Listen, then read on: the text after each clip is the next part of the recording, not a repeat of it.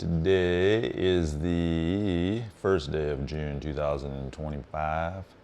Clock on the wall says that it is 9:32 in the morning, and this is the Morning Muse.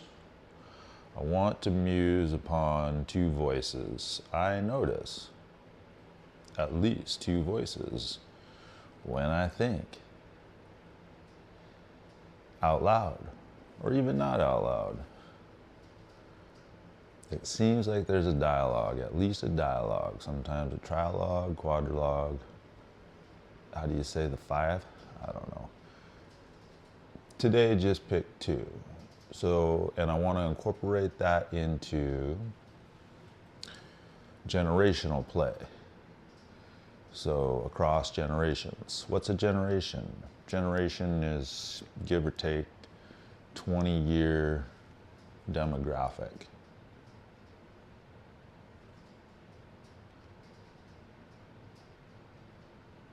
There's a little songbird out there, hanging, just bouncing around, hanging upside down. I call it a songbird. Why is it a songbird?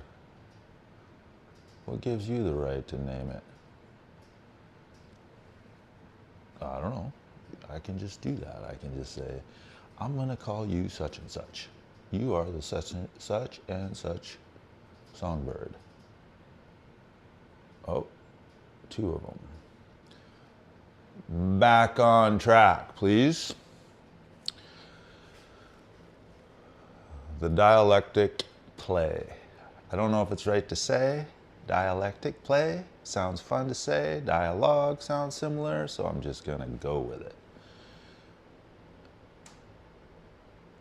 I notice that the voices, the distinct voices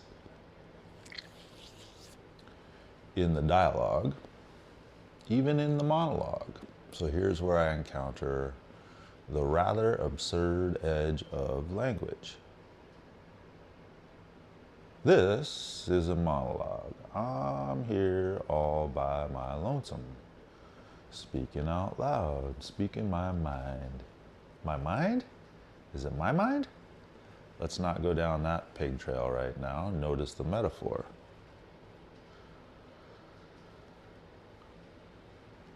What is the point?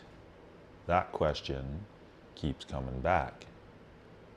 That's one of the voices. You could say a character, and that voice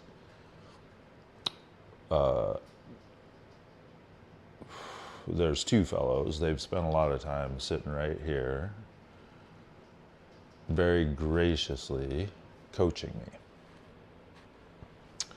Ben and Sean. And they both reliably bring my attention to the point. They will say, "What is the point, Cam? What are you trying to say? Will you please wrap this up rather than just wandering around all over the place?" So to speak. What's the point?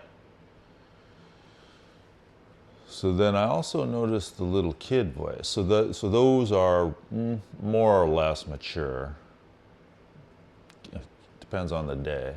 Those two characters, Ben and Sean, more or less mature adults.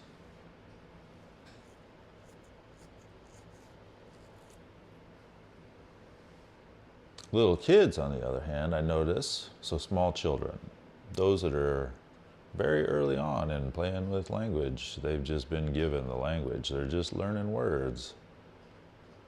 They're learning how to string them together in coherent sentences, following the example of those around them, for better or for worse.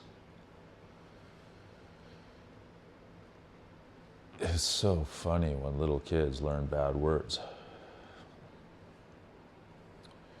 How does that happen? You can figure it out. Little kids will say, why? They don't really care what the point is. Why? The relentless why. You ever wonder why? Why? And in answering it, invariably, if you ever seriously try to answer it, you will find that you don't really know the answer. You hardly know anything. And you will be tempted, almost certainly, into making something up. What is rather startling is that when you realize that almost everything that you have been given has also been made up.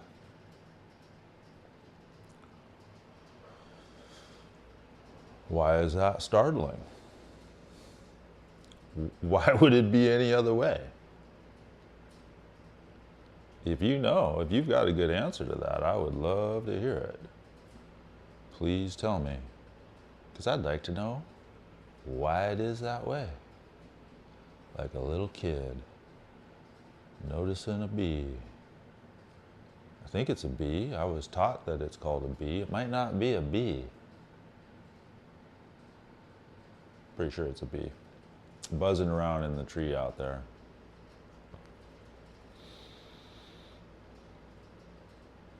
Okay, 4 minutes to play, a little less than, in this morning's Muse. Did I make the point? No.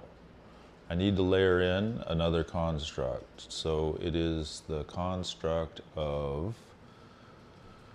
Strauss and Howe. So generations. So this text right here. These fellas. The History of America's Future, 1584 to 2069, William Strauss and Neil Howe. They provided me a very helpful construct to work with. They basically said, hey, we're gonna label 4 distinct generations. We're gonna call them, see if I can get it right. Nomads, heroes, artists, and prophets. Yeah, I'm pretty happy about that. So the proposition is that in any civilization of any significant size,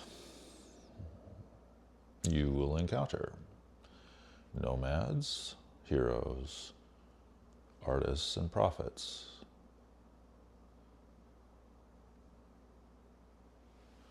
For reasons that I won't try to explain, you can look it up if you care. What is the point? The call and response across generations. It's good play. It's not accidental. It works in service to the continuation and hopefully enhancement of the civilized experience.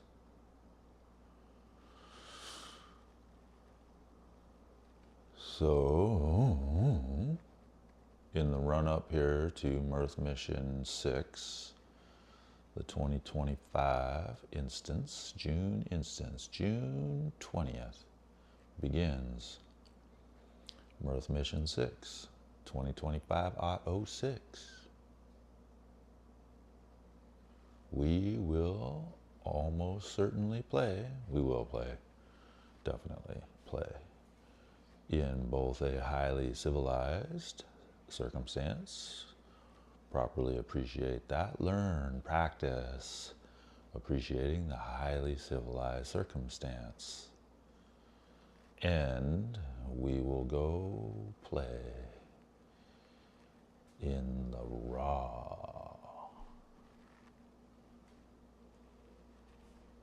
unadulterated, natural environment as well. We're gonna go wild. Thank you for your very careful attention.